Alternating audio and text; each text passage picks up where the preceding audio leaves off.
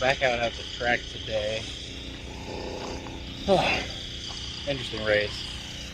Blew 2 tires. Show you what happened to, I believe, the second tire. Look at that. Completely blew it out. Hitting those hard boulders and everything. Cody's car did really well. Cody did really well. He was driving well. This car is very, very light, so we're gonna go ahead and weld on his trunk, put a rear strut tower brace in it, and give him a couple more bracing bars in a couple different places, I think.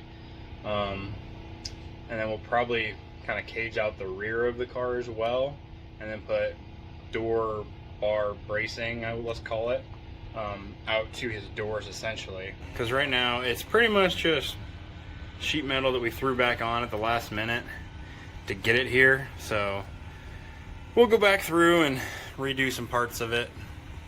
That way the car is just doing good. But my car, I just lost 2 tires. It was doing really good until I think I bent the rim on a dirt boulder or a rock, and or the tire just debeaded. Not really sure. Maybe it was too low on air pressure again. Not really sure. But that sent me into Joel, which hurt. Bent the front end up a little bit, but again, not terrible enough to actually matter. Literally, I popped the fender out with my hands, just grabbed it, pulled, and the bar on it, we'll just hook up to the Bobcat and probably just give it a few yanks, or we'll put a comealong on it and just we'll ratchet it until it's bent that back out to where it needs to be. That's what its job is, to absorb the hit. And it was a pretty hard hit. But yeah, overall not disappointed. I got first in the heat. It was pretty easy. Just running my line as much as I could and staying in it.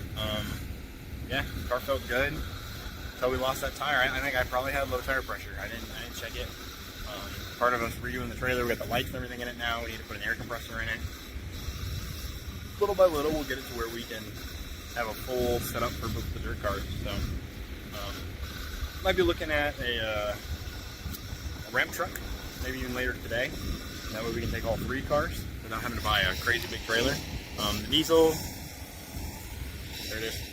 Yeah, we definitely, the head gasket was already kind of gone, I'm pretty sure. And now I'm definitely sure it was gone. We had, it was over-pressurizing the coolant system, and it was overheating. And I kind of just said, screw it, and we drove it the rest of the way here. And then it was about 8 miles with it overheating, pulling this big trailer, which probably weighs 10,000 pounds with both cars in it. Yeah, so it's probably going to be down for a minute.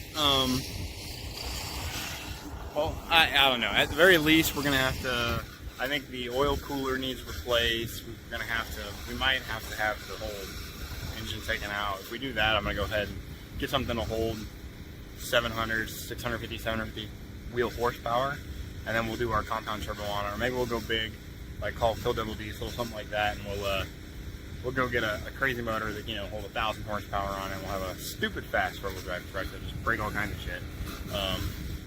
Probably won't actually do that, but you never know. We might.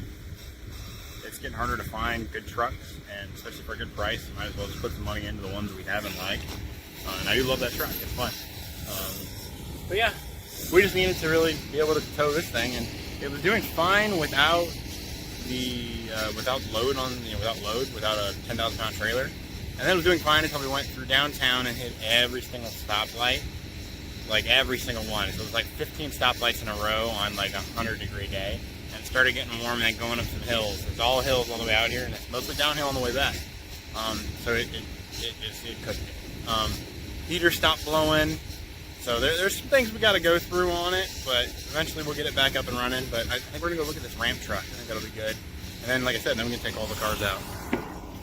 Out to the track. For now, poor old girl. She's just sitting there. But we got a tow truck on the way. I had to pay $58 or something, and they'll tow it back to the shop. And then we'll probably we'll get the lifts and everything set up, and then we'll pull the cab off, check it all out. With the cab off, it's way easier to work on. So, yeah, we'll pull the cab off and then get to work on it. But yeah, not too shabby for everything. Like I said, Cody ended up finishing 4th out of the 5 guys that were left.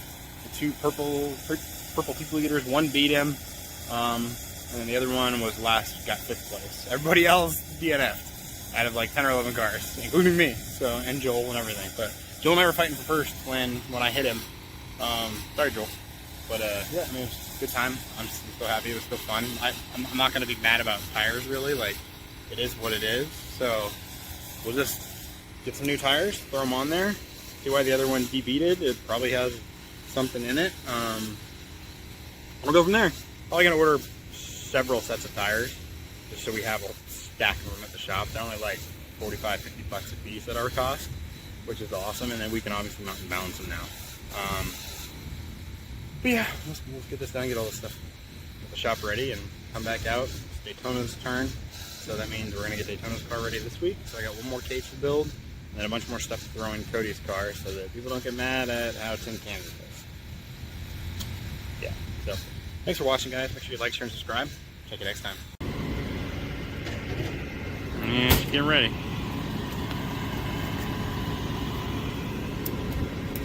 Tow her back to the shop.